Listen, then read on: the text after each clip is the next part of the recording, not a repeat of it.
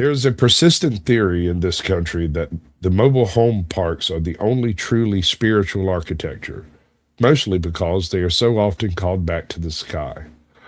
While a brick house stands in silent defiance of the elements, a trailer park remains humble, waiting for a stray gust of wind to remind the neighbors that the mobile park was never just a marketing term. Unknown author, and one of my favorite quotes yet.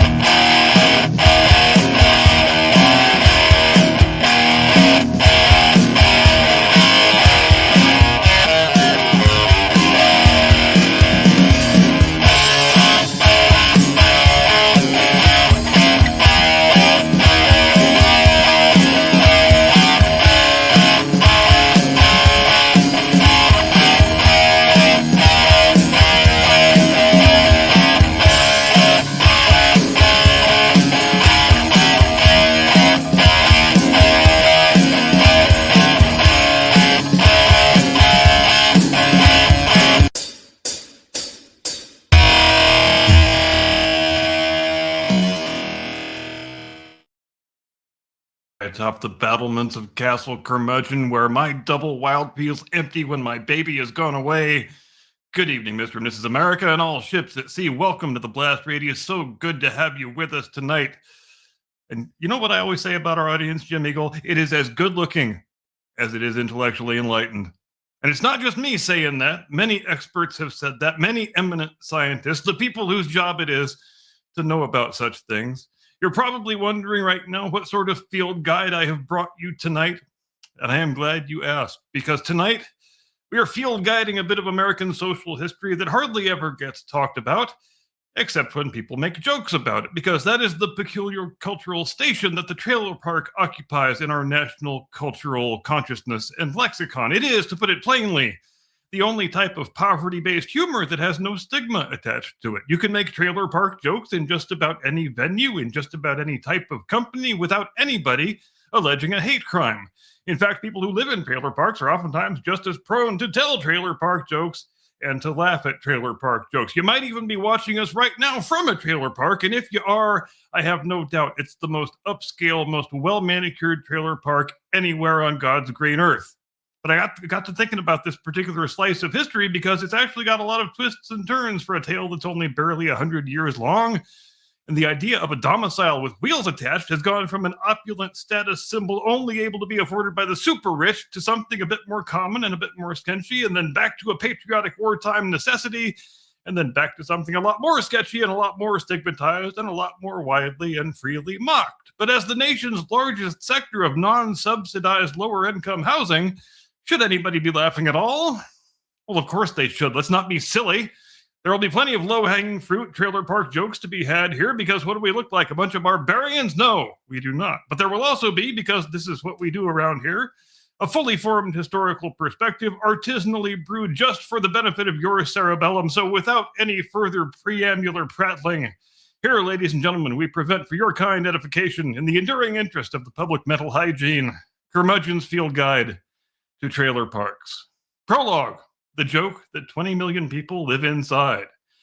There is a particular rhythm to a trailer park joke. You can feel it coming long before it lands. The setup is usually cheap beer, a broken down car on cinder blocks, a yard ornament that used to be an appliance. The punchline is often about teeth, specifically the lack of them. It's one of the last socially acceptable American slurs that still gets a full-throated laugh. Politicians use it, sitcoms use it, reality television has built small empires out of it. Even people who live in trailer parks use it as both a shield and a sword. And yet, about 20 million Americans live in mobile homes. That's roughly 6% of the country. If trailer parks were a state, they would be somewhere in population between New York and Florida. They are not a fringe. They are not a punchline. They are an enormous, largely invisible housing sector that sits at the fault line of the American dream. Because that's what this is really about, a dream, not just of home ownership, but of mobility. The ability to move freely, to follow opportunity, to reinvent yourself somewhere warmer, cheaper, freer. The mobile home began as exactly that sort of symbol of freedom without sacrifice. In its earliest incarnation, it was a luxury good, custom built for wealthy travelers who wanted to rough it without surrendering silverware, or servants. Somewhere along the way, that symbol flipped. Mobility became rootlessness. Affordability became evidence of failure. The shining aluminum promise of the open road hardened into vinyl siding and zoning restrictions. What began as leisure for the rich became housing of last resort for the working classes. This is the story of how that happened, how an emblem of opulence became shorthand for hopelessness, and what it says about a country where millions of people live inside a joke and can't afford not to. Chapter 1, Before the Trailer Park, Nomadism as Luxury. Long before the phrase trailer park conjured images of plastic flamingos engaged in low-level turf wars, mobile living in America was a hobby for people who had summer homes that they were actively avoiding. In the late 19th century, wealthy Americans developed a fascination with something they called house cars, ornate horse-drawn carriages outfitted with beds and writing desks and fine china cabinets, and presumably a faint sense of superiority. These were not survival vehicles. These were rolling parlors. Think less economic necessity and more Downton Abbey, but everyone has hay fever. The interiors were upholstered, curtained, carved, and polished to within an inch of their mahogany lives. If you were going to experience the rugged American frontier, you were going to do it with monogrammed napkins. This was the Gilded Age, when industrial fortunes were being minted at a speed that would make a tech startup blush and shame. The same class of Americans building Newport cottages with 70 rooms decided that what the wilderness really needed was a mobile chandelier. Travel was not about escape, it was about display. You weren't fleeing anything. You were touring the nation like it was your recently acquired estate. By the early 1900s, the automobile arrived, and with it, the first motorized campers. Wealthy hobbyists commissioned custom trailers to be pulled behind early touring cars. Magazines breathlessly documented these contraptions, celebrating their ingenuity and their refinement. Mobility was aspirational. To be on the road meant you had the leisure time to do that. And that's the crucial thing. Early mobile living was voluntary. It was seasonable. It was fashionable. If you lived in a mobile home in 1905, it was because you were adventurous in the way that only rich people can afford to be. The irony is almost too neat. The housing form that would later signal economic precarity began as a luxury accessory, essentially a yacht for landlocked aristocrats. The American trailer was born not in desperation, but in decadence. Chapter 2, Tin Can Tourists and the Democratization of the Road.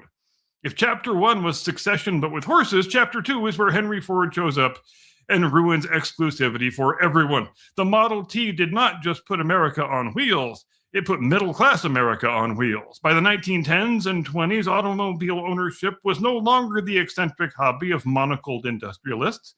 It was increasingly normal. And once regular people had cars, they immediately began strapping questionable wooden boxes to the back of them and heading toward Florida. Thus was born auto camping.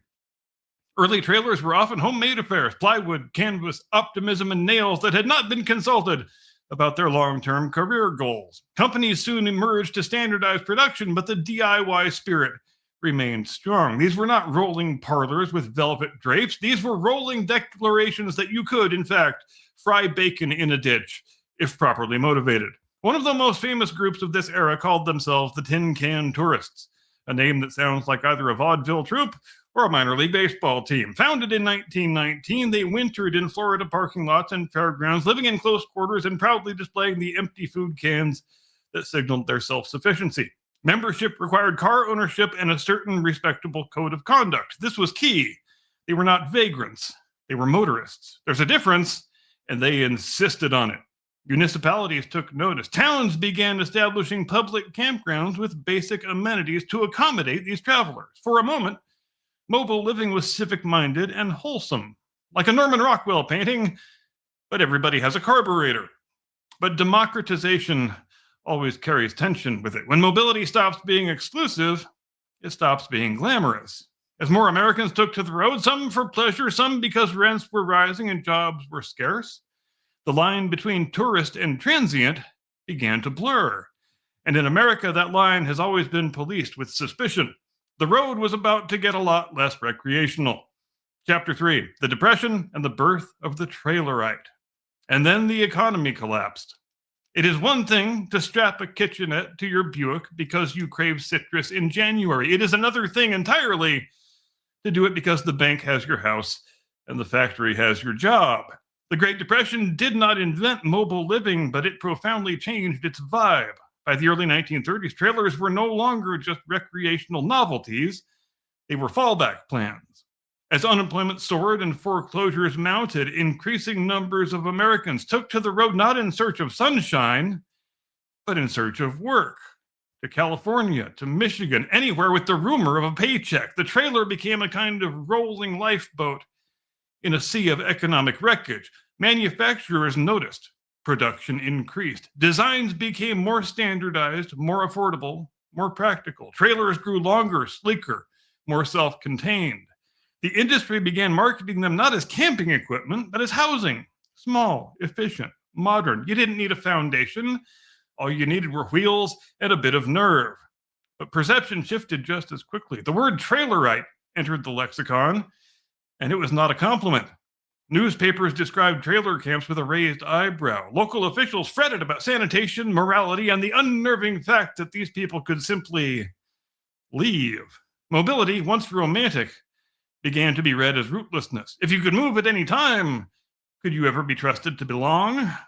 Cities began passing ordinances regulating where trailers could park and for how long. Temporary camps sprang up on the edges of town, literally and socially. What had been voluntary adventure was becoming visible precarity. The trailer was no longer a toy of the wealthy or even a hobby of the thrifty. It was shelter in an era when shelter was slipping out of reach. And when mobility becomes a survival strategy instead of a pastime, the public mood hardens. The road, once a symbol of cheerful freedom, was starting to look more and more like a last resort. And the federal government was about to discover just how many Americans were living at its margins and on wheels. Chapter 4, War on Wheels. If the Depression made trailers respectable out of necessity, World War II made them patriotic. By 1941, the United States was ramping up industrial production at a scale that made the previous decade look like a mere rehearsal. Shipyards in California, aircraft plants in Washington, munitions factories in Michigan, millions of workers were suddenly required in very specific places that often did not have nearly enough housing. You could either build homes fast or you could build bombers fast, and America correctly chose bombers.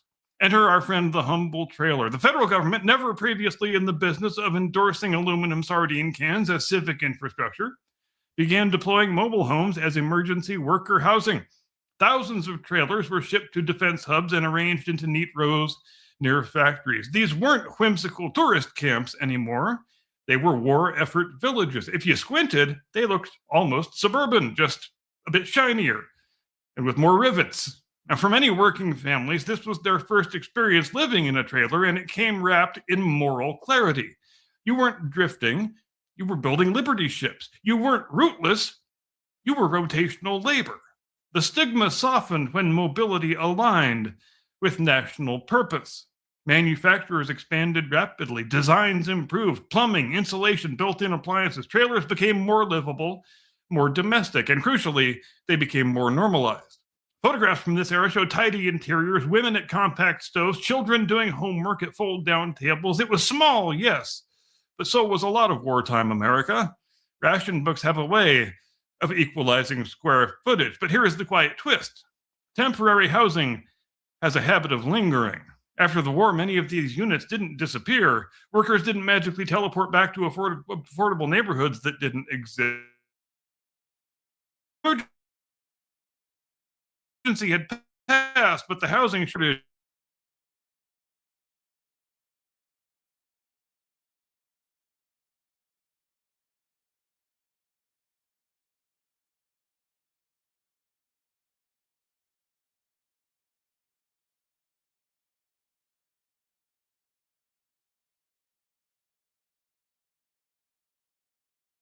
and then it went to the movies.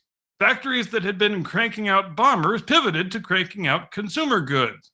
Suburbs bloomed like aggressively beige mushrooms. The GI Bill helped millions of Americans buy homes with yards, driveways, and the sacred promise of a grill assembled incorrectly on the first try. Meanwhile, one of the most popular motion pictures of 1953 was called The Long, Long Trailer, in which Lucille Ball and Desi Arnaz spend an entire feature film trying to tow a 32-foot New Moon trailer over a mountain behind a yellow convertible. It was a 100-minute metaphor for the American marriage. Expensive, difficult to steer, and prone to rolling off a cliff if you didn't have enough torque. But more importantly, it sold the dream. The trailers of the new post-war America were no longer merely wartime sardine cans. They were a Technicolor palace for the Eisenhower era. This was the birth of the 10-wide. In 1954, a man named Elmer Fry, who presumably looked at an 8-foot-wide trailer and felt claustrophobic in a way that only a Midwesterner can, decided he was going to build a 10-foot-wide model. This was a revolutionary act of architectural rebellion. At 10 feet wide, you could actually fit a sofa and a TV in the same room without having to park the ottoman in the bathtub. There was just one tiny, hilarious catch. A 10-wide was legally too big to tow with a family car. You needed a professional hauler and a permit. This is the great mobile paradox. The moment the mobile home became truly livable was the exact moment that it stopped being mobile. The industry leaned into the absurdity. They stopped calling them trailers. That was too dusty, a bit too grapes of wrath, and started calling them mobile homes. They built mobile home estates with names like Whispering Palms and Shady Acres Estates, featuring swimming pools, shuffleboard courts, and social calendars that would make a cruise ship director weep. And parenthetically, that's another feature of American post-war residential marketing practices. We developed the peculiar habit of using the word estates with as much absurdist irony as possible. If you saw an advertisement for a place with estates in the name, you could be assured of two things. One, there are no estates there, and two, it's probably not the kind of place where you want to go after dark. For a middle-class retiree or a young veteran, this was the ultimate low-maintenance lifestyle. You had a detached house with a lawn, but you didn't have to deal with the soul-crushing permanence of a foundation. It was the suburbia light for people who wanted to live like Frank Lloyd Wright, but on a Tupperware budget. Manufacturers dropped the word trailer whenever possible. Too many depression vibes, too much grapes of wrath, not enough chrome optimism. These were mobile homes now, as the industry was always quick to remind the public. By the 1950s, they were longer, sometimes up to 40 feet. They were wider, and they were increasingly luxurious. Picture pastel appliances, built-in banquettes, knotty pine cabinetry, and promotional brochures featuring improbably cheerful women holding Jell-O molds like trophies of modernity. And it has to be said, many of those Jell-O molds contained things that should never be anywhere near Jell-O. At least, that's what the walnuts and the carrots told me. Now, if the suburban ranch house was the American dream with a foundation, the mobile home was the American dream with axles. And crucially, it was cheaper. For working and lower middle-class families squeezed out of traditional home ownership, particularly in the rapidly inflating post-war market, the mobile home offered something radical: ownership. You could buy one outright for a fraction of a site-built house. No landlord, no upstairs neighbor practicing the trombone at 11 p.m., just you, your Formica, and the open road, or at least the open lot. Trailer parks evolved too, no longer ad hoc camps. Many became organized communities with paved pads, laundry facilities, even playgrounds. Brochures promised neighborly living and modern convenience. They looked suspiciously like suburbs that had been gently compressed in the wash. But here is where the tension crept in. The same zoning boards that welcomed split level homes often frowned at mobile ones. Municipalities began restricting where these parks could be built. The message was subtle, but unmistakable. Mobility was fine, just as long as it stays over there. The post-war boom made mobile homes mainstream. Millions bought in. They were affordable, practical, and, at least for a moment, optimistic. But prosperity has a hierarchy. And in America, even our dreams come with square footage requirements. Chapter 6, From Trailer to Mobile Home to Manufactured Housing. If the 1950s were about optimism, the 60s and 70s were more about paperwork. By now, the industry understood something crucial. Words matter. Trailer suggested impermanence, maybe a suspicious uncle. Mobile home, on the other hand, sounded sturdier, more domestic. By the early 1970s, another rebrand was well underway. Manufactured housing. Same basic idea, but now it sounded like it came with schematics and a clipboard. And in 1976, the federal government made all of this official.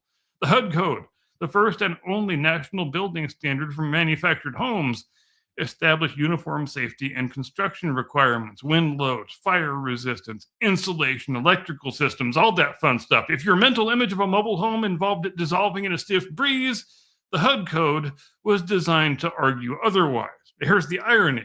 Just as mobile homes became more regulated, more standardized, more structurally sound, they also became less mobile.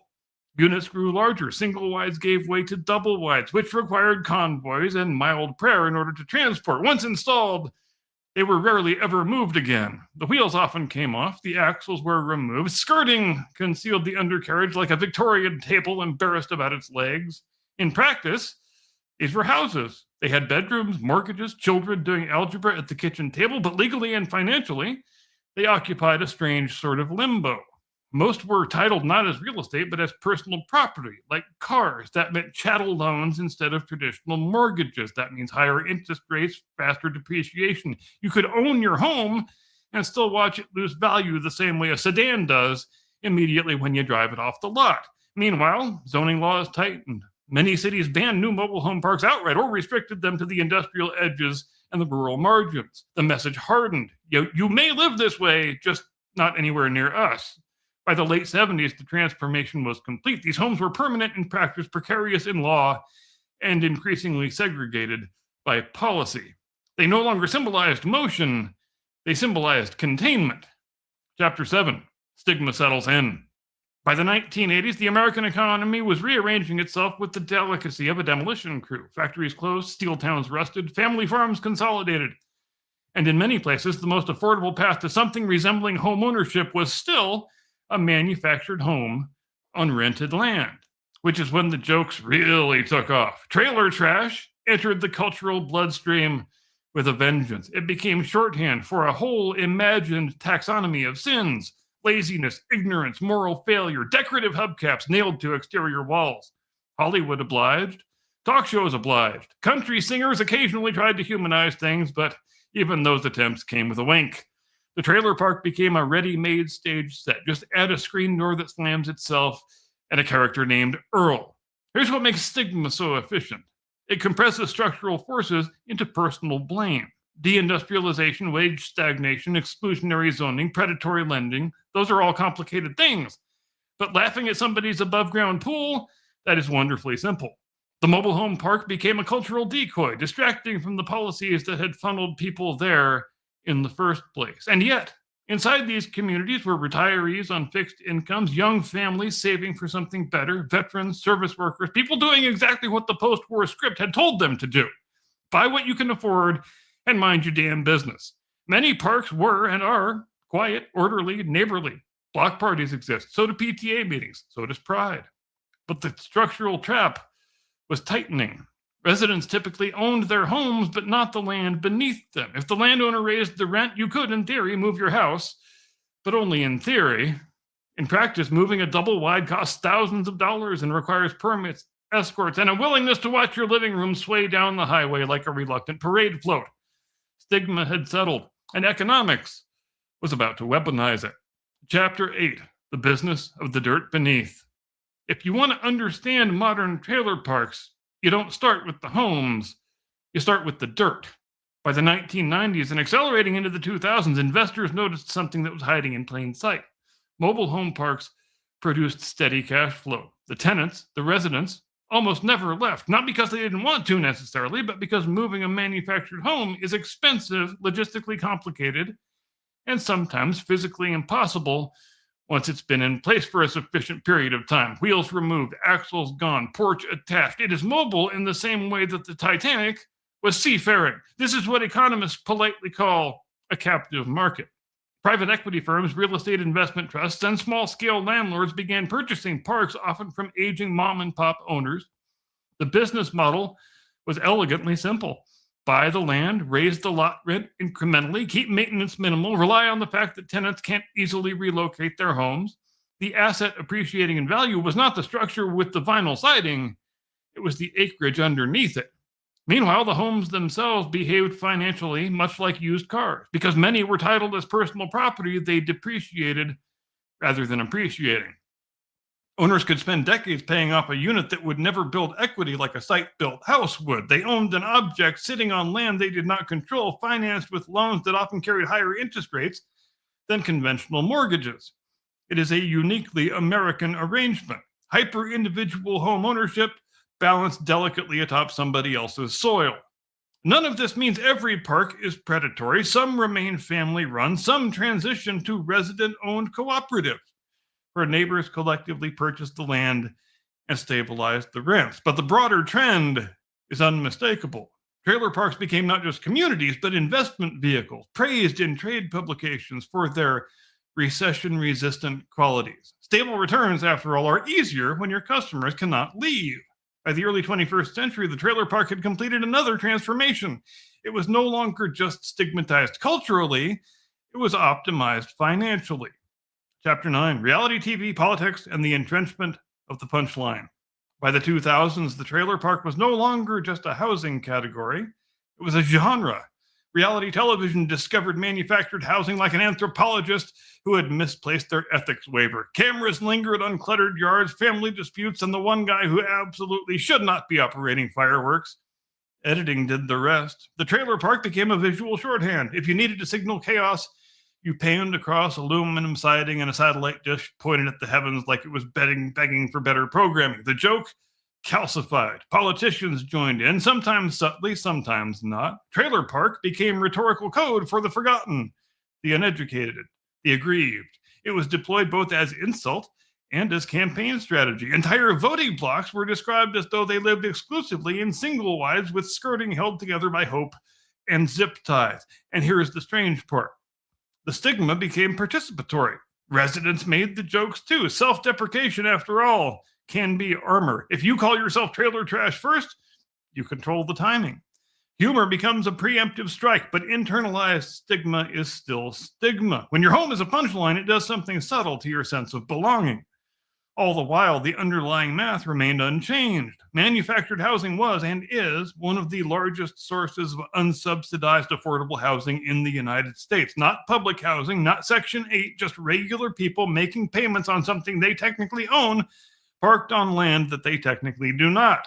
The disconnect widened, culturally mocked, economically essential. By the 2010s, America was deep into a housing affordability crisis. Rents climbed, starter homes evaporated, and the very thing long dismissed as a symbol of failure was quietly becoming one of the last entry points into ownership. The punchline was starting to look a lot less funny. Chapter 10, The Affordable Housing Crisis and the Reluctant Reconsideration. In the 2010s and 20s, housing costs did something impressive. They achieved escape velocity. Home prices soared and rents followed. Zoning laws calcified into museum pieces dedicated to single-family nostalgia. Entire metropolitan areas developed allergic reactions to the phrase multi-unit. And amid this slow-burning emergency, manufactured housing sat off to the side like the kid in class who already knew the answer but stopped raising his hand in 1987. Because here's the inconvenient truth.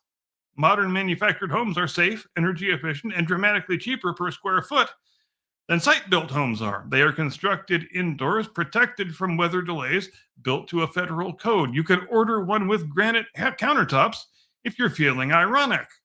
Urban planners and housing advocates began to reconsider but had long been dismissed. Some cities experimented with allowing manufactured homes on individual lots. A few states preempted local zoning barriers. The YIMBY movement, yes, in my backyard, found itself in the unusual position of defending a housing type previously treated like a zoning contagion.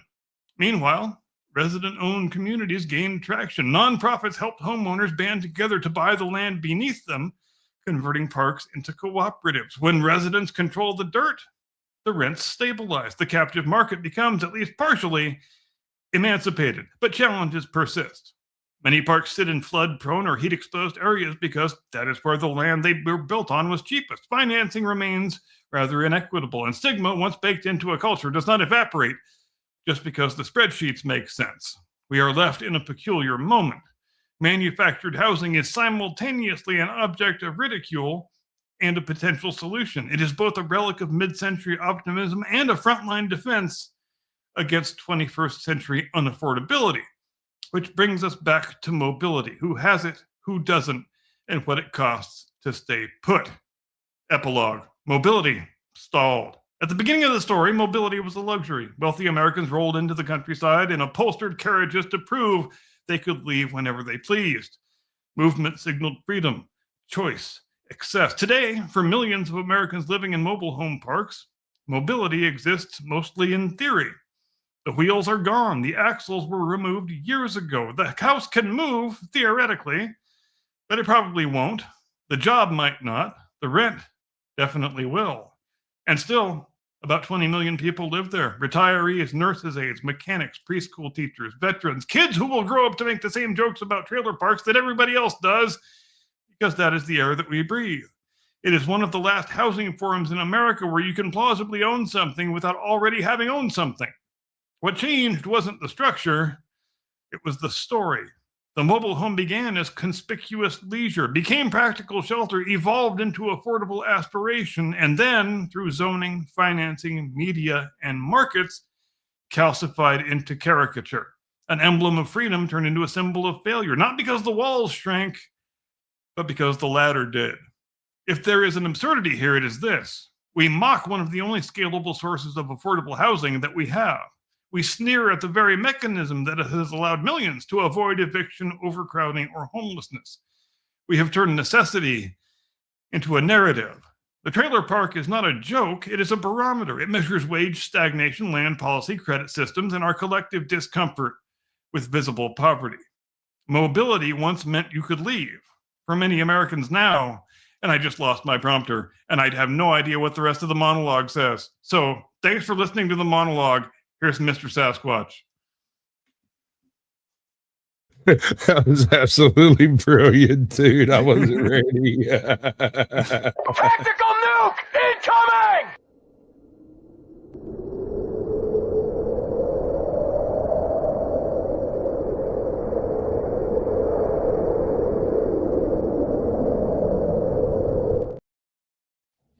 Good evening, Hey, ladies man. and gentlemen. Welcome to the Blast Radius. Tonight, we are going to complain about Disney, complain about Marvel, complain about women, and whine like two very petulant small boys that Well, you got my had attention their now.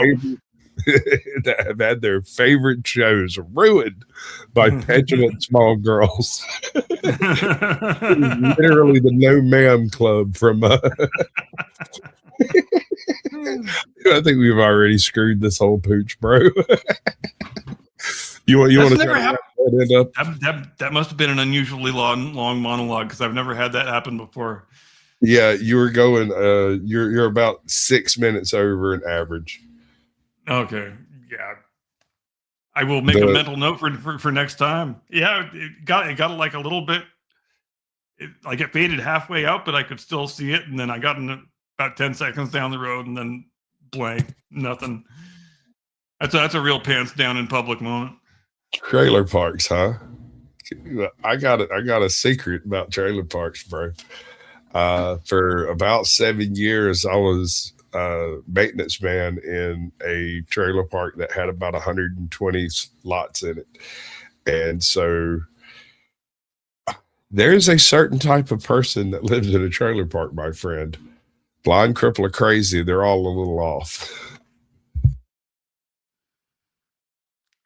Yeah, it's true. But at the same time, there are some places that qualify as trailer parks that are the most pristine places you ever saw. It all kind of depends on who lives there. I mean, the ones that are old folks only, I think, tend to be a little more upscale than the all ages ones. But and I happen to live in a part of the country where I think our percentage of population that lives in trailer parks is larger in general than the national mean, let's say. So, I mean, who the hell doesn't know someone who lives in a trailer park?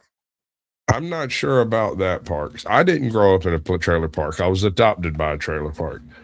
And with no small amount of irony, was it also the trailer park that I ended up being a maintenance man in for like 7 years. And so there is an immense amount of overhead that goes into setting up one of these places.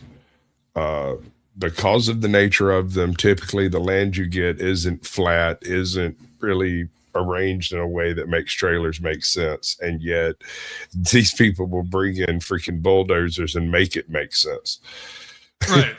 Well, because they often, the places where these parks wound up were often determined quite haphazardly, as I alluded to in the Yeah. monologue, of course, because all the local leaders knew was, well, we don't want them taking the good land here in town, so just make sure they're on the other side of the tracks and on the fringes of the industrial area where they won't bother us very much. And that pattern repeated itself hundreds and hundreds and hundreds of times all across the country.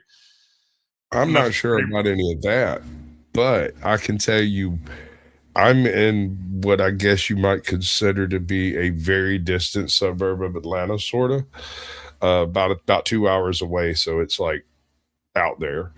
At the same time, it's not an overly populated area. It's about 56,000 people in the county. So we just picked up like 12 new trailer parks. I'm thinking the census dang. might be a little off. I mean, I ain't no mathematician or nothing, but that seems like an awful lot of growth for an area that hasn't seen a population expansion. Like poof. And I'm talking like in the last Wait, 3 years. is it growth or is it gerrymandering? Did the parks already exist That and get is an gerrymandered into interesting it? question. That's I've what I'm not wondering. considered it. Hmm. Because Hmm. are the parks actually new, or have they just been rolled into a newly drawn version of a district for someone's political convenience? I had not considered that. They're recent though. These were not previous dwellings, and now there might be 36 in each one of these parks.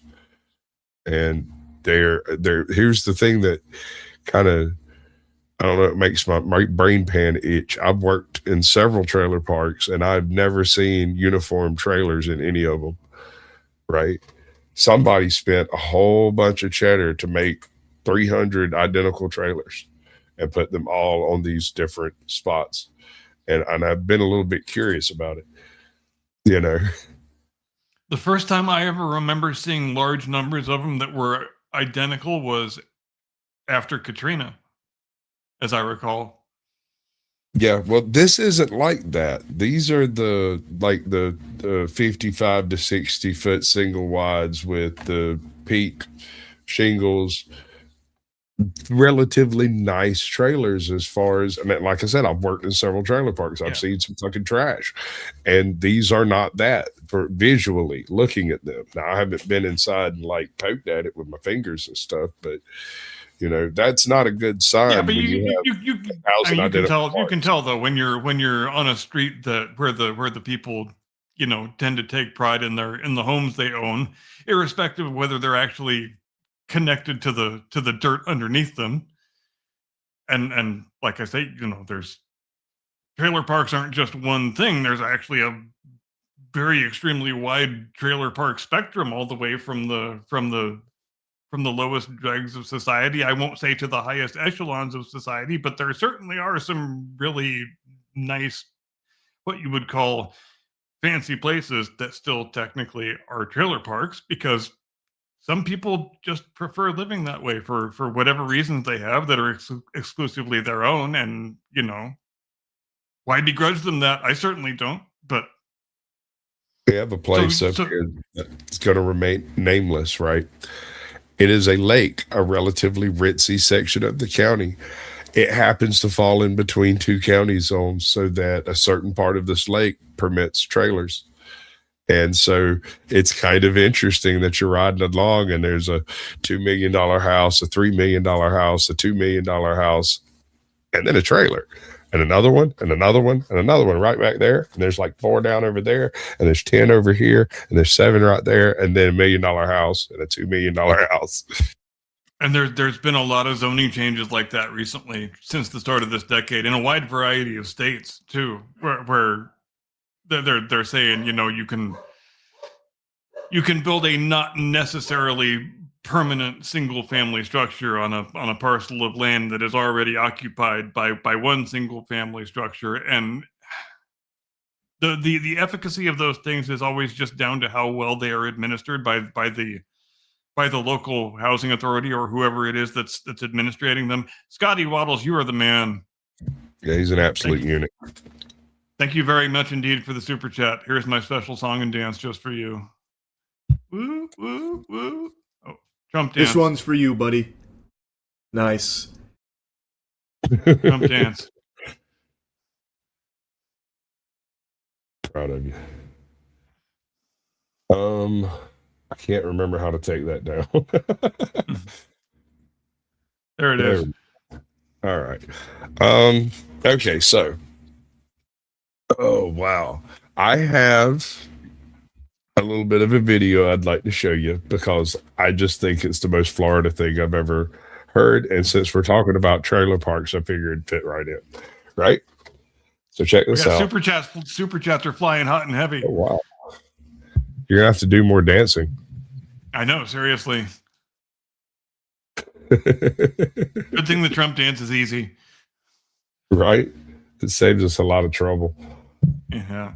Give me the money. Give me the money. Okay? Absolutely. Thank you, ma'am.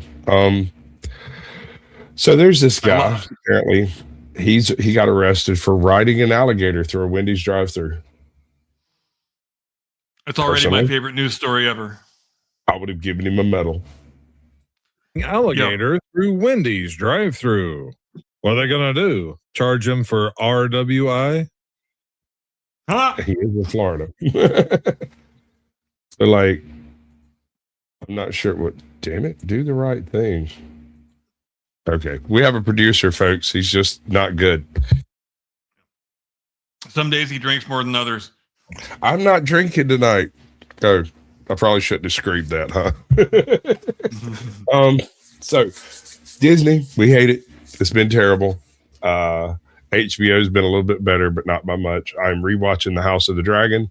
I'm still unhappy with it. And I've even gone inside my head, done some psychic surgery to myself to try to justify some of the things that I've seen there. Right. Yeah. And then they do the opposite thing. Did you watch House of the Dragon? I actually, just as you did recently, have gone back and watched the whole thing again, and I found that my initial judgment remains totally unchanged. Especially about season 2. Just season 2 has all the same problems that the final season of Game of Thrones had, where you truncate the number of episodes from 10 down to 8, I believe it was in the case of Hot D, and then you're just trying to jam all this shit into the last 2 episodes, and that's really not a good look because you've spent so much of the season up to this point just treading water, not actually doing anything. People walking around through visions and dreams and whatnot, which is fine. You can do that stuff, but you can't spend half of the season doing exclusively that stuff and then not get to any big denouement or big crux of the story before the season ends, and all you're left with at the end is, ooh, the armies are marching in. We're gonna get the war that you thought you were getting at the start of this season. Stay tuned in 2.5 years from now. That's what we got from fucking House of the Dragon. Say thank you, sir. Oh, thank you very much indeed, sir. God, I feel embarrassed by all the largesse being shown by our viewers tonight. I'm gonna buy myself a new damn trailer park with all this money. Damn right. We're gonna be your slumlords. Don't mess with us. This one's for you, buddy. Nice. Definitely got to get more of those. So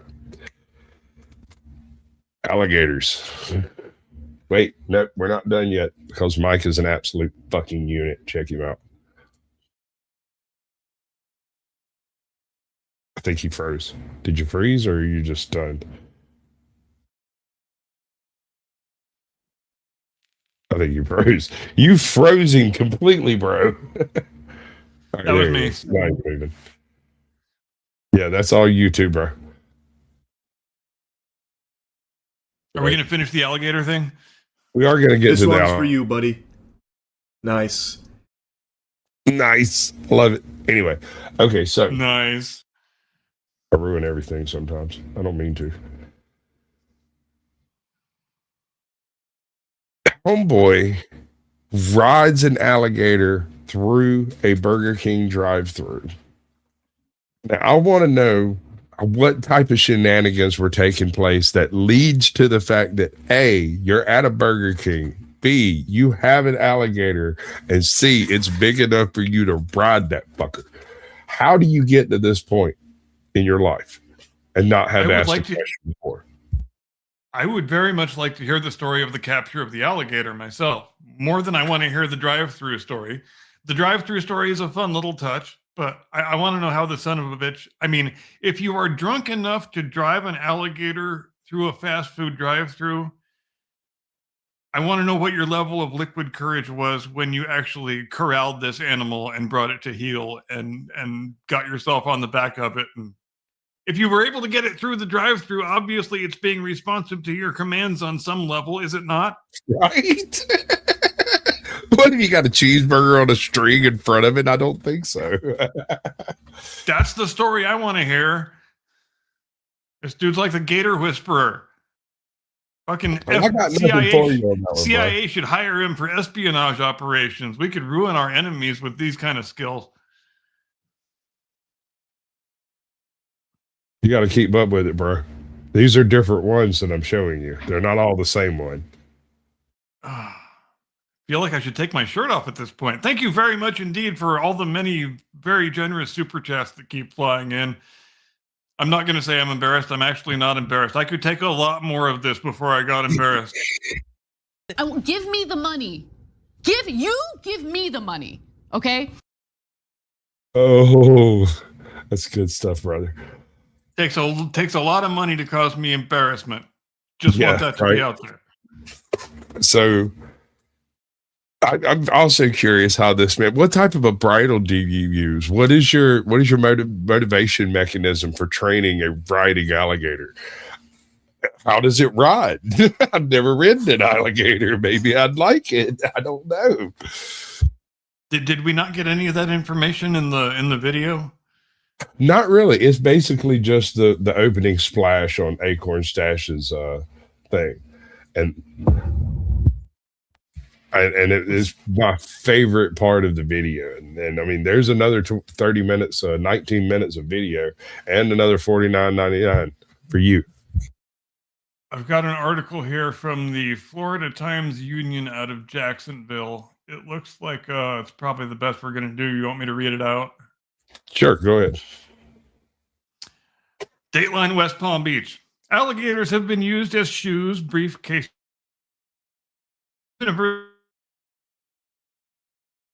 mascots, as lunch, and now authorities say Joshua James, age 24, was arrested Monday and charged with assault with a deadly weapon without intent to kill after Florida Fish and Wildlife Conservation officials said he threw a 3.5-foot alligator through a Palm Beach County Wendy's drive-through window in October.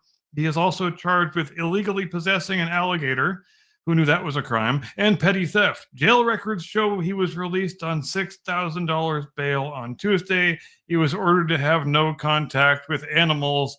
Insert rim shot here. Wildlife officer Nicholas Guerin said in his report that James drove his pickup truck to the window at about 1:20 a.m. October 11th.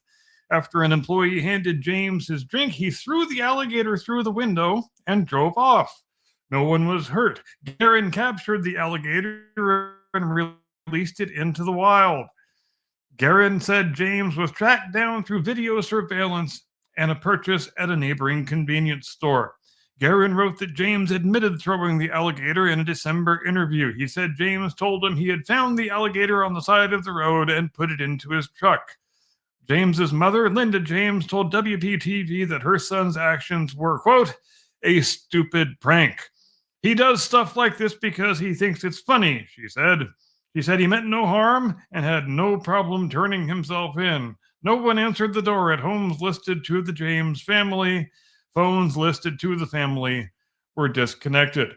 James P. Ross, a retired scientist at the University of Florida's Department of Wildlife Ecology and Conservation, said a 3.5-foot alligator would likely weigh about 20 to 30 pounds, and its hard body could deliver quite a jolt if it struck someone. He said the gator's bite would be comparable to a dog's and would be unlikely to cause serious injury or snap off a finger, although it could tear tendons. Perhaps the biggest concern would be infection if the bite went untreated, he said. And here endeth the article. He threw it into the window. Yeah, that's this is something that happened like this past week or the week before. This is a guy riding a freaking alligator. It's Florida. I have no doubt it occurred. You know, people get hurt by falling lizards there. Man eats gator stories we got to keep track of. Jesus Christ. Dude, I've eaten gator. It's not a bad feed. I mean, it kind of chews like chicken, but lays on your stomach like pork. Yeah, I think the internet about this too, because there's going a ham story on here it. from 2016, and here's a story from last May. Let's sort these by date and see what happens there.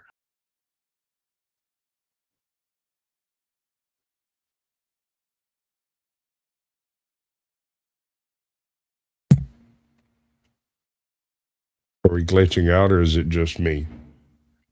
That was probably me again, if I had to guess. All right, let me see what the AI robot has to say about this.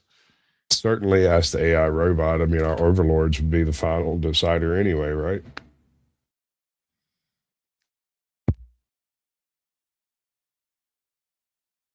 It says, is a viral meme and satirical story about a man throwing an alligator through the window. And this was a story that took place in October of 2015, over a decade ago. He was arrested in fact. So apparently somebody just picked up this very old story and tried to dress it up as a news story with a couple of new invented details. That's my guess. It's possible. Because I like Gemini would tell me if a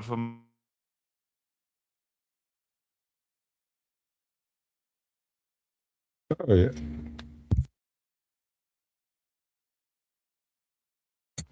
Oh yeah. Dude's froze up.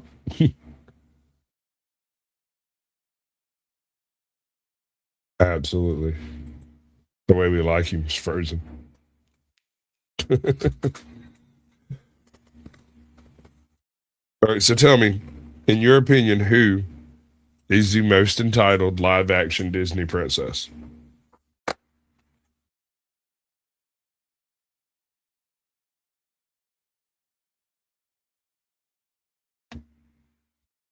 This is going to be difficult.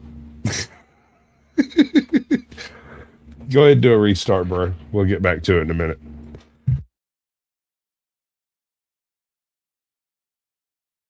So the general premise of the show today was to do a breakdown of live action Disney protagonists, I suppose, not necessarily princesses, but that's yes, almost I believe the set of criteria that I laid down was most insufferable live action of the present decade, which includes obviously mainline Disney plus Disney Marvel plus Disney Star Wars. And I only made one exception when I compiled my list, because I figured Rey Skywalker has to be in this thing. She hasn't technically appeared in any Star Wars properties since 2019, so I made a little tiny exception for her and her non-existent ass and her I'll stop talking about Daisy Ridley's body. right. Let's just don't. It's not even really there. It really Okay, is not so- there. I'm going to stand on most insufferable protagonist, which you can argue with me about it being the protagonist in this case, because Chick Loki. All right, so I made the argument of Princess Leia specifically from I think and we can play a little bit fast and loose with the protagonist thing, because I've got us that are. Come on, StreamYard. Yeah, StreamYard's giving you fits, bro. It is. But as I told you backstage before the show, if this is something the audience wants to participate in, I have 12 candidates, and I have assigned them seeds if we want to do bracket March Madness style, but I will just read out the names on my list. My 2 number 1 seeds, obviously they have to be seeds because they are the legends of the art form. Captain Marvel, Skywalker. My number 2 seeds are Mulan and Snow White. I watched both of those movies in the last 24 hours. They both came very, very strong, especially Mulan. She girl bossed more than I expected her to girl boss. She put in a very, very impressive performance. My number 3 seeds are Ahsoka Tano and Reva, the angry black lady from the Obi-Wan Kenobi show. My number 4 seeds, Yelena Belova from Black Widow and T'Challa's skinny little sister, Black Panther chick. My number 5 seeds are Usha from The Acolyte. I figure we can combine them into one. No reason to make 2 contestants out of them since they're the same freaking character anyway. My other number 5 seed is the Black Little Mermaid. And my 2 number 6 seeds are Cruella DeVille from the Cruella movie and Wendy Darling from, I believe it's called Peter Pan and Wendy from 2023, if I'm not mistaken. And I also proposed that we should rank these candidates across the following 4 metrics. Number 1, knows how to do everything, the Mary Sue factor, knows absolutely everything that the plot requires of her to be able to know how to do, and as we know, that's one of the tropes that features most prominently in these. Number 2, don't need no man for nothing. Pretty self-explanatory, because none of these girl bosses need no man for nothing.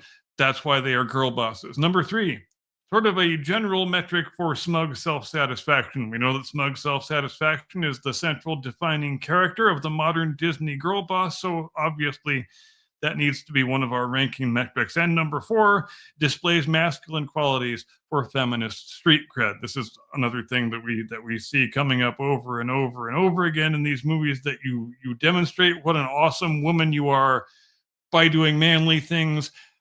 How does that then become feminist? I can't say. I'm not educated enough for that. But there is all of my methodology for you right there. So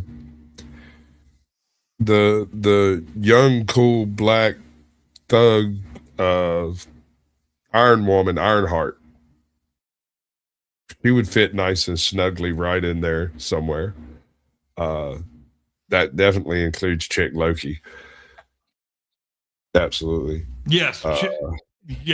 Chick Loki is not on my list, but I agree with you including her, because she definitely has a place in this competition, I think. Yeah. I can't really think of anyone that you miss. I mean, you could use Black Widow as an analogy for every female in Marvel if you just want to skip the basic math. But if you want to do a Marvel stack all by itself, that bitch from what was her name, Agatha After All or whatever, Oh my God, that was the absolute worst drivel. I don't think I made it through the second episode at all. I don't even remember the name of the movie exactly. I think it was Agatha After All or something like that. Oh, Agatha All Along. Yeah. Oh, All yeah. Along, I guess she could have had a place in the immortal pantheon of stars in this competition. But hey, the spaces are very limited. You got to do Right. what you got to do. We don't have room necessarily for every deserving candidate, and some people are just going to have to take the embarrassment and get over it. But Agatha definitely could have been there. Scarlet Witch definitely could have been in there. I mean, she might be on your list. She's not on my list. She didn't make the cut. I thought she had just a few too many traditionalist qualities to be the girl boss. You're not wrong. She is a superhero trad wife when it boils down to it. It's domesticity and children and All she wants to do is make a chicken pot pie for her little crotch goblins. If y'all would just leave her alone and let her do that, you wouldn't have all these existential problems. I know, seriously. How difficult is this to figure out? Just let her have her little delusion, for Christ's sake. Okay, so I think it's going to take at least 30 minutes. So everybody take that home with you. We're gonna actually stack them up next week, and we're going to do a vote in the freaking chat, and we're going to see which way this actually pans out on the long run. I accept your seed, sir. I have no particular argument on them. Like I said, we could accept Black Widow as vicariously every other female in Marvel, and most of them in Star Wars as well. I'll take Ahsoka Tano for 1,000, Alex. Substitute we that could for everybody else. We could just start doing these head-to-head matchups and see how quick we can knock them out. Like for example, our first two matchups would be the versus the 6 seeds. So we would have Captain Marvel versus Cruella de Vil. Darling, I think there's really no contest either one of those. Let's just advance the two number 1 seeds to the next round. There's nothing to deliberate about here, I don't think. Do you? I don't really know how this works. All right. Captain Marvel wins. Rey Skywalker wins. And now we're going to do our number 2s versus our number 5. So one matchup, we have got Mulan versus the Little Black Mermaid. That could be a competitive one. And on the other side, we have got Rachel Zegler's Snow White versus Usha and Osha from The Acolyte. A couple of pretty exciting matchups, I would submit. So, Snow White was so destructive, though. I mean, the level of entitlement isn't just in the character herself, it's also in the chick that played the character. That thing carries more stigma with it than the entire red pill industry.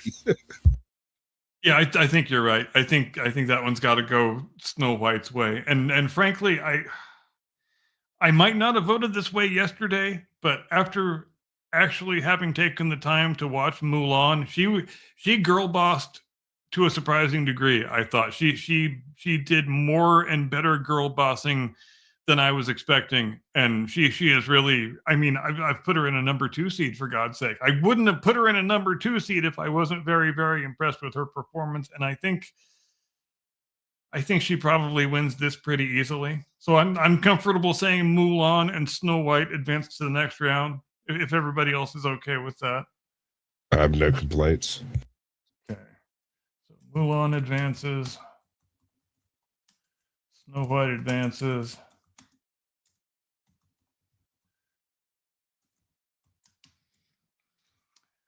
That leaves us with only 2 more first-round matchups. So we're going to have 4s versus 5s. So, wait, did I screw this all up? I might have screwed this all up already. Darn That's it. what we do here. We drink and we screw things all up. I shouldn't have had. So that was 4s. So we had 1s and 6s. Then we had 2s and 5s. Now we need 3s and 4s. So Ahsoka Tano versus Yelena Belova, and Chick Black Panther versus Reva from Obi-Wan Kenobi.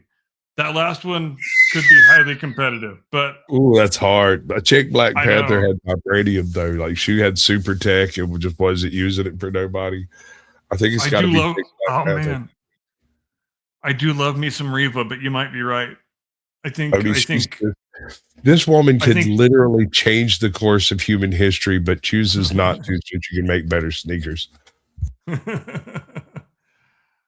All right, yeah, you've talked me into it. We're going to advance T'Challa's scrawny little sister.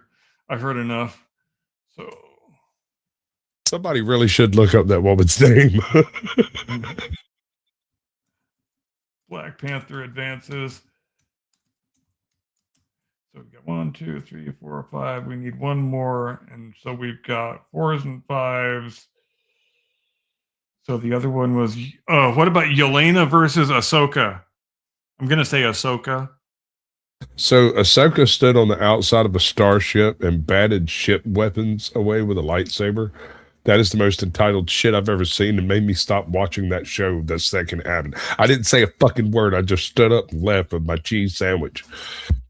And this is a tough one because I don't think we've ever seen either of these characters smile. So I'm not sure which way. I guess it needs to come down to the secondary rating metrics. I mean, Okay.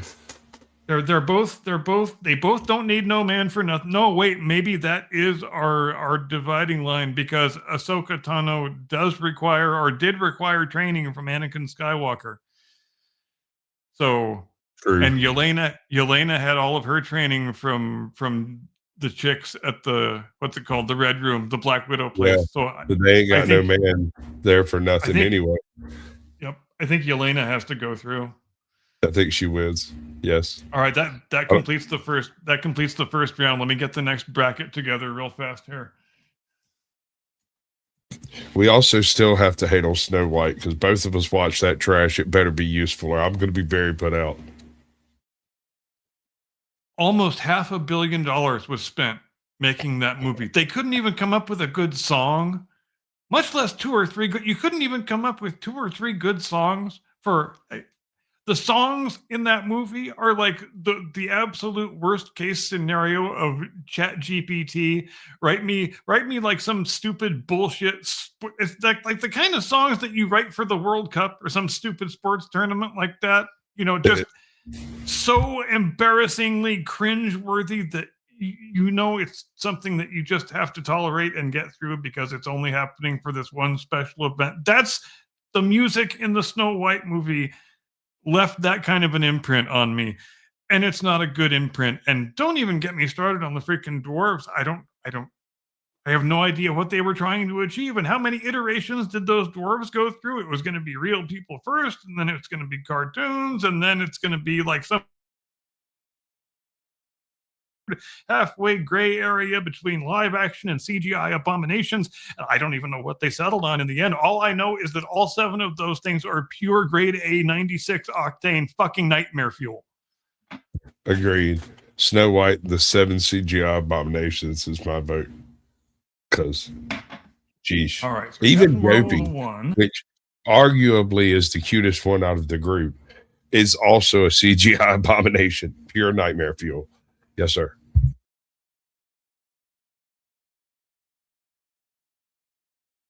Welcome in Awakened Reflection. Black Panther is a 4, and Yelena also a 4. So our next set of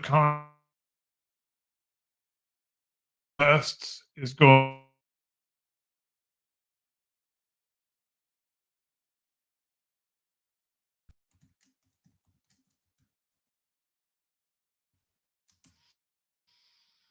We will also have Rey Skywalker versus Yelena Belova.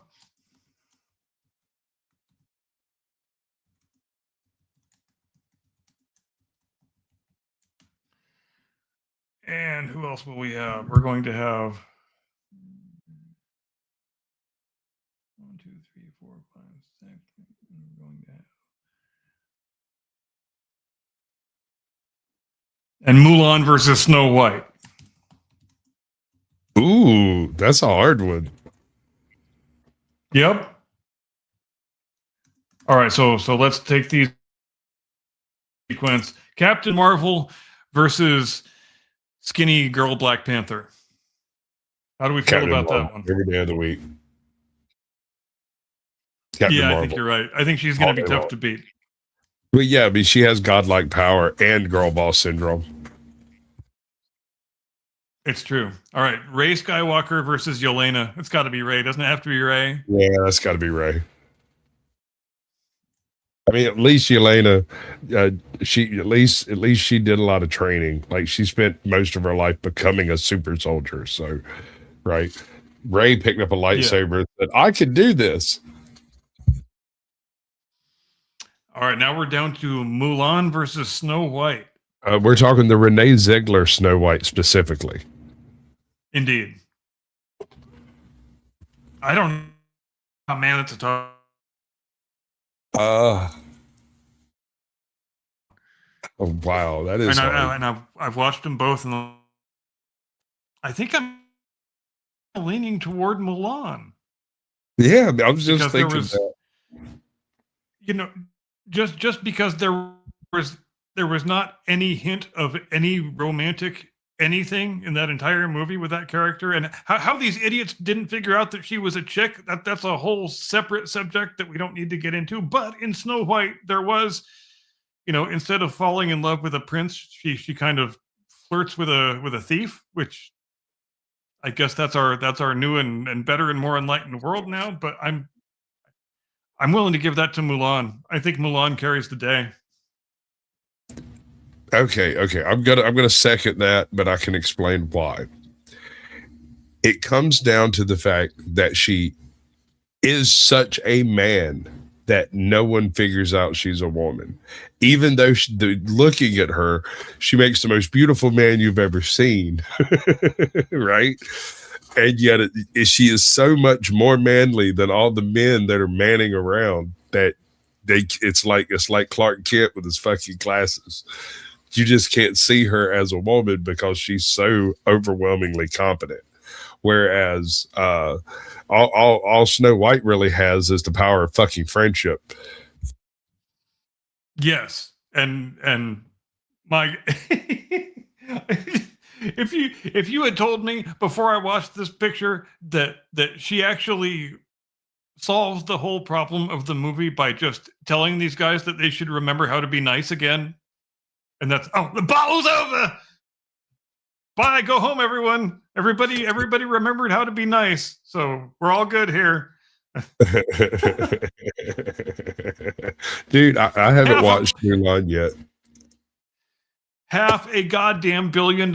You couldn't buy a script. You couldn't buy a couple of decent songs. You couldn't buy decent CGI. You couldn't buy a non-insufferable lead actress. So, which begs the question, what then does $500 million buy exactly? I don't know the answer. I guarantee you I could have found a better actress for that role with better singing ability with like $175 and a carton of Cools.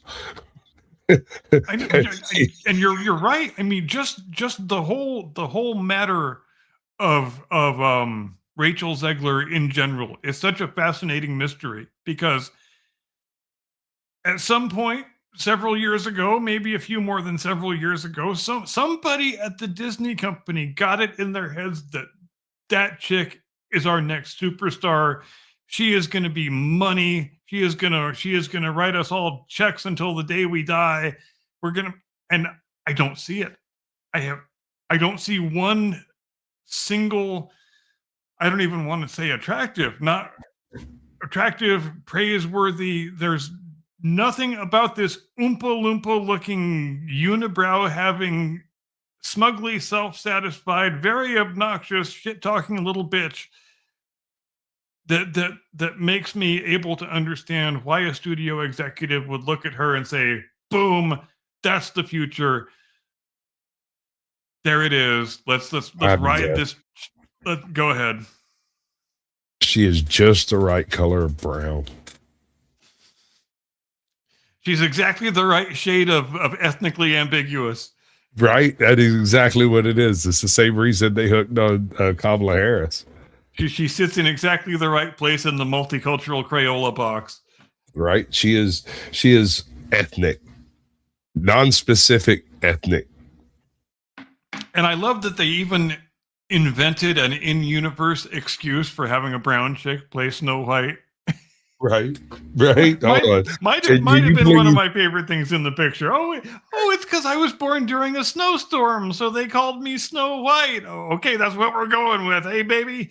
Okay. Did you ever get a straight look at her parents in that film? Yeah, her dad he looked pretty Aryan to me. Had some blonde hair and some blue eyes. Is all I'm saying. Like Viracocha type activity. Yeah, but the mom was definitely, you know, one of the ethnically ambiguous multicultural Crayola colors. She was a couple notches sitting over from Rachel.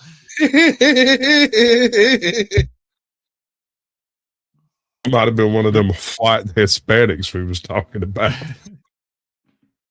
Oh wait, you know what? Now that I think about it, when they when they were showing to her two parents on the screen, I think I absentmindedly actually said out loud, "Oh my God, her dad married a Dornish woman." Right? How dare she? And they That's don't even exactly what it reminded me of. Oh Lord! All right. We have to spend the last 15 minutes hating Snow White, but before we do, I do want to say this: it is pretty. Everything except the dwarves is pretty. Yeah, I mean, you can tell they spent a shitload of money. And I mean, like you say, there are things about the picture that look good. But how do you not buy a script or a couple of decent songs? I know I keep coming back to those points, but by some accounts, wait. this go ahead. Am I crazy, or did they auto-tune Zegler's songs? Am I nuts, or was that just a bad speaker on my TV? I swear that thing was auto-tuned. It wasn't badly done, but I swear. I couldn't quite tell. I was paying more attention to actually how bad the song was versus how bad the vocal performance was. So I may have to go back for another pass, but here's the thing. That's the one thing about Rachel Zegler that I think is an identifiable talent. I think she's actually got a really nice voice. I don't think she shouldn't need to be auto-tuned. Did they actually auto-tune her? I don't know. I can't say. And No. that could be it could be a function of any number of things. It could be just a function of writing a song that's in a key that's, you know, not necessarily in the singer / actress's vocal sweet spot. So you might have to diddle around with it a little bit in post-production. And I don't know, it's still the awfulness of the songs that strikes me far more than whether or not the vocal performance was embellished. And who knows, really? Well, I will caveat this. My allergies have been going nuts. My head feels like it's in a cardboard box and has for the past couple of days. So it could have just been my ears messing with me, but it was quite difficult to get through that film. All right, so I'm all for sticking to a script, right? You've got the script right in front of you. Every one of us knows the story. We all watched it as children. We all looked through that picture book. Magic mirror on the wall, right? Yep. I kind of feel like it was stuck to a little too faithfully after a fashion. Once you're going to break tradition and have the prince be a brigand, I don't really see why you stick so close to the rest of the material if you're just going to break the central tenet of the story of Prince Charming, you know? And also, why not just use the original songs? They used one of the original songs. Why not just use all the And it was original good. songs? If everything you're using is such complete dog shit, what? Who is it going to hurt if you just recycle the old songs that everybody already loves? Couldn't that only improve the movie's word of mouth if you used the original, much beloved music? instead of whatever this dog shit, World Cup official theme song, world music shit. I don't even know how to describe that fucking first song. I Except to really say- want to discuss it. It's terrible. But I want to ask you about the dwarves. So we Okay. listened while we weren't right, and they're literally hip deep in gems, jewels, diamonds, and just raw freaking wealth. But they live 8 miles away from their freaking mine that's full of like an unlimited amount of money. But at the same time, they live in a hovel that's a long ways away from the mine. Why? Why do they live so far away from where they work? And why is she understand. ordering them to clean up their own house? Well, I mean, they messed it up. It's their house, though. So And boy, isn't that a departure from the original narrative? In the original narrative, it's, well, we're willing to let you stay here and have room and board if you keep the place clean for us, which, seems like a perfectly reasonable arrangement to me. Maybe people might get mad about it today, but, for the vast majority of human history, it wouldn't have been seen as anything objectionable. But here we have Rachel saying, not only am I going to live here and I'm fully in charge, only my opinion counts, and I don't like the mess that you guys have left around here, so clean this fucking place up. What is this, a goddamn pigsty? What are we doing here, guys? What are the dwarves getting out of this deal is the question I'm driving at. right. Okay. So I can see the benefit of keeping the princess around. I might have done it a couple of times myself, but there is a huge cost that is incumbent on the simp that keeps the princess around. I don't know how else to put it. Yeah, you're not let me put it wrong. this way. One day, regardless of whether it's her daddy, her brother, her cousin, or the freaking guards from the castle just over the hill, somebody's going to come by here with an axe or a baseball bat, and they're going to take their little princess home. That's how that works. And she lays across all three of their beds, doesn't even wake up when they get home. Well, that chick sure has a sense of entitlement on her, man. Well, You got to give her that. it goes further, man. They come in, clomp around downstairs for long enough as it takes for them to take off literally all of their clothes, except their small clothes, and go upstairs, go through the door, and creep up around her, only to realize, oh no, we don't know what's in the bed, and lock Dopey in to deal with it.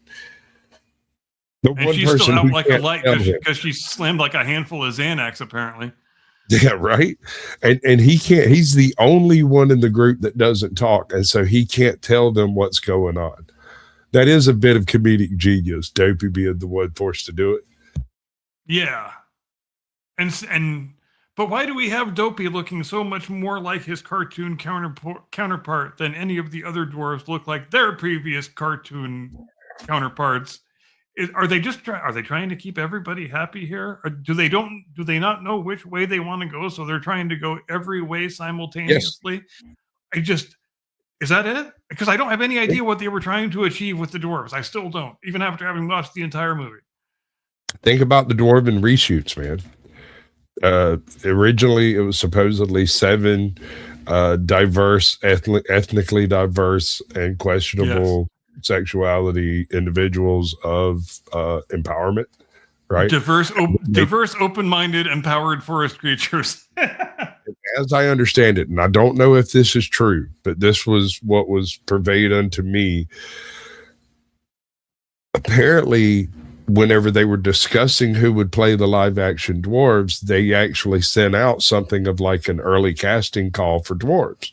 And one of the people that got one of these casting calls, of course, was Peter Dinklage. Peter Dinklage. And he fruited up about it. Like, how dare you send an invitation to dwarves to play dwarves, right? I'm a little person, not a dwarf. And I'm like, okay, but it's still an acting opportunity. And do you realize how big this fucking movie would go if you decided to play Grumpy? Like, that would be fucking the bomb, bro. And not to mention, who the hell appointed you the supreme gatekeeper of dwarf acting opportunities, dude? Who the fuck do you think you are right now? That you think you get to unilaterally deny that opportunity to somebody else just because you think you happen to be offended right now. I mean, pull your head out, dude.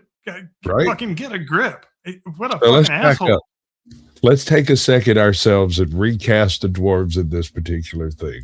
Obviously, we're going to leave politics out of it, and we're making Peter Dinklage grumpy because who wants to hear that motherfucker talk? Yes. Right? So I can't remember none of the dwarf actors' names, but dear God, we've got to have at least 2 black dwarves because that would be hilarious to throw in here just on its surface. If we could find a Polynesian dwarf, even better. Samoan would be the best, right? We're gonna Then, need a trans dwarf for sure. okay, sure, I have no issues with that, but we also should represent all the different types of dwarfism, right? And so we're going to have one of those progeriac dwarfs in there too, and that one would be grumpy. Yes, you raise a good point, because if you exclude any of the types of dwarfism, then you are being exclusionary and therefore bigoted. So I'm Never I'm glad mind that- that these are imaginary mythical creatures that never have existed and can't be represented on film in any logical way. We still have to use our percentages. it makes just as much sense as pretending that a medieval European kingdom would be 50% black.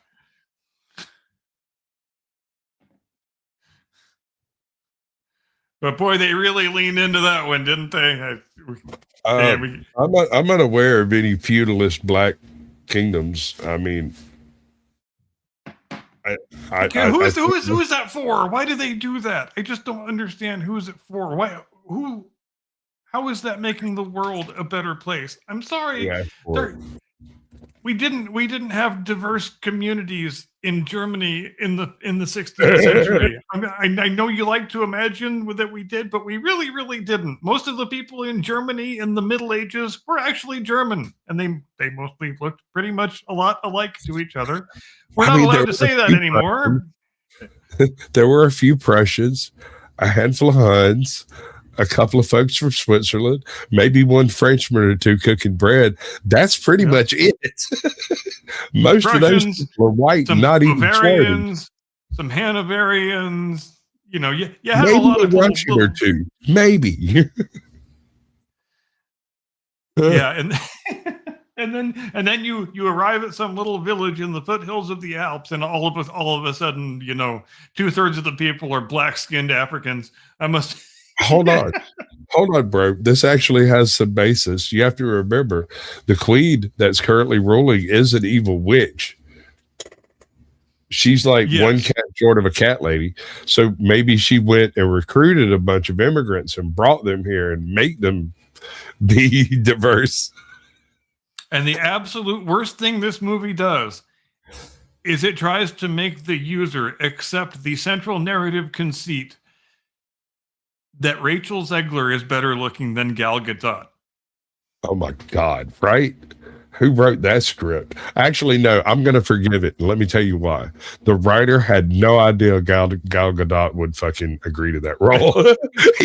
You can't count that against him at all. When he was writing that trash, there's no way in hell he went. And then Gal Gadot turns to the camera. That never happened. She is a very, very handsome woman, but She is. a great actress she is not.